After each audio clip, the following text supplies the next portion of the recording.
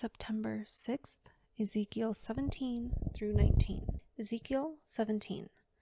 The word of the Lord came to me, Son of man, set forth an allegory and tell it to the Israelites as a parable. Say to them, this is what the sovereign Lord says, a great eagle with powerful wings, long feathers, and full plumage of varied colors came to Lebanon. Taking hold of the top of a cedar, he broke off its topmost shoot and carried it away to a land of merchants, where he planted it in a city of traders. He took one of the seedlings of the land and put it in fertile soil. He planted it like a willow by abundant water, and it sprouted and became a low, spreading vine. Its branches turned toward him, but its roots remained under it. So it became a vine and produced branches, and put out leafy boughs. But there was another great eagle with powerful wings and full plumage. The vine now sent out its roots toward him from the plot where it was planted, and stretched out its branches to him for water. It had been planted in good soil by abundant water, so that it would produce branches, bear fruit, and become a splendid vine. Say to them, this is what the sovereign Lord says. Will it thrive? Will it not be uprooted and stripped of its fruit so that it withers? All its new growth will wither. It will not take a strong arm or many people to pull it up by the roots. It has been planted, but will it thrive? Will it not wither completely when the east wind strikes it, wither away in the plot where it grew? Then the word of the Lord came to me. Say to this rebellious people, do you not know what these things mean? Say to them, the king of Babylon went to Jerusalem and carried off her king and her nobles, bringing them back with him to Babylon. Then he took a member of the royal family and made a treaty with him, putting him under an oath. He also carried away the leading men of the land, so that the kingdom would be brought low, unable to rise again, surviving only by keeping his treaty. But the king rebelled against him by sending his envoys to Egypt to get horses and a large army. Will he succeed?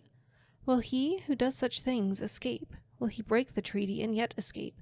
As surely as I live, declares the sovereign Lord, he shall die in Babylon, in the land of the king who put him on the throne, whose oath he despised and whose treaty he broke.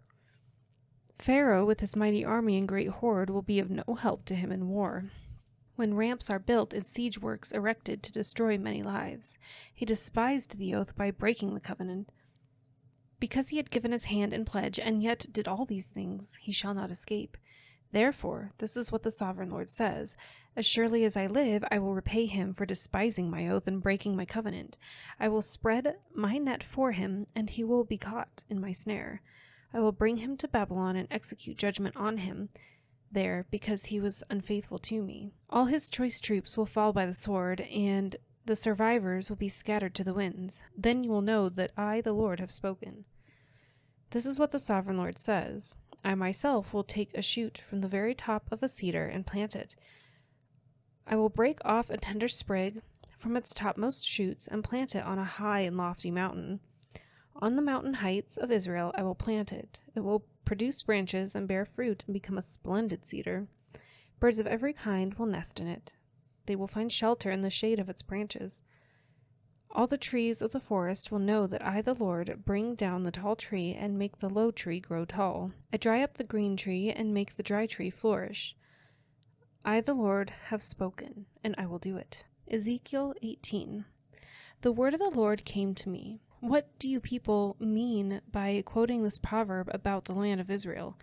The parents eat sour grapes, and the children's teeth are set on edge.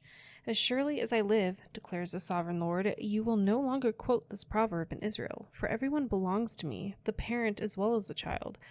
Both alike belong to me. The one who sins is the one who will die. Suppose there is a righteous man who does what is just and right. He does not eat at the mountain shrines or look to the idols of Israel. He does not defile his neighbor's wife or have sexual relations with a woman during her period. He does not oppress anyone, but returns what he took in pledge for a loan. He does not commit robbery, but gives his food to the hungry and provides clothing for the naked. He does not lend to them at interest or take a profit from them. He withholds his hand from doing wrong and judges fairly between two parties. He follows my decrees and faithfully keeps my laws. The man is righteous. He will surely live, declares the sovereign Lord. Suppose he has a violent son, who sheds blood or does any of these other things, though the father has done none of them. He eats at the mountain shrines, he defiles his neighbor's wife, he oppresses the poor and needy, he commits robbery, he does not return what he took in pledge, he looks to the idols, he does detestable things, he lends at interest and takes a profit. Will such a man live? He will not, because he has done all these detestable things. He is to be put to death, his blood will be on his own head. But suppose this son has a son who sees all the sins his father commits, and though he sees them, he does not do such things.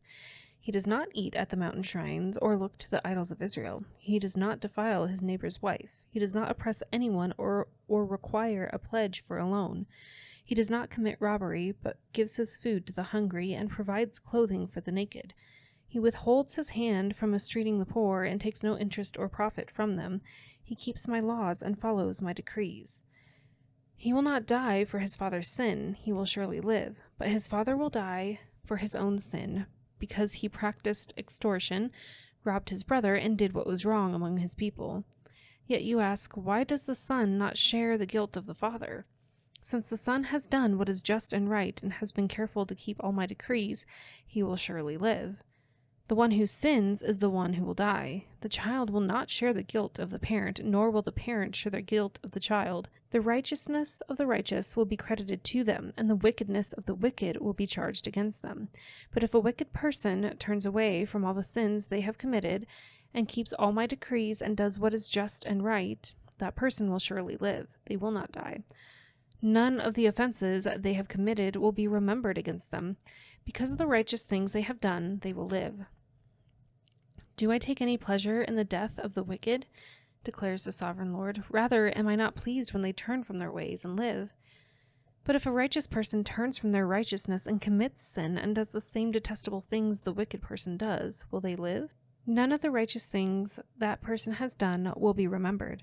Because of the unfaithfulness they are guilty of, and because of the sins they have committed, they will die. Yet you say, the way of the Lord is not just. Hear, you Israelites, is my way unjust? Is it not your ways that are unjust? If a righteous person turns from their righteousness and commits sin, they will die for it. Because of the sin they have committed, they will die. But if a wicked person turns away from the wickedness they have committed and does what is just and right, they will save their life. Because they consider all the offenses they have committed and turn away from them, that person will surely live. They will not die. Yet the Israelites say, the way of the Lord is not just. Are my ways unjust, people of Israel? Is it not your ways that are unjust? Therefore, you Israelites, I will judge each of you according to your own ways, declares the sovereign Lord. Repent, turn away from all your offenses. Then sin will not be your downfall. Rid yourselves of all the offenses you have committed, and get a new heart and a new spirit. Why will you die, people of Israel? For I take no pleasure in the death of anyone, declares the sovereign Lord. Repent and live. Ezekiel 19. Take up a lament concerning the princes of Israel, and say, what a lioness was your mother among the lions! She lay down among them and reared her cubs. She brought up one of her cubs, and he became a strong lion. He learned to tear the prey, and he became a man-eater.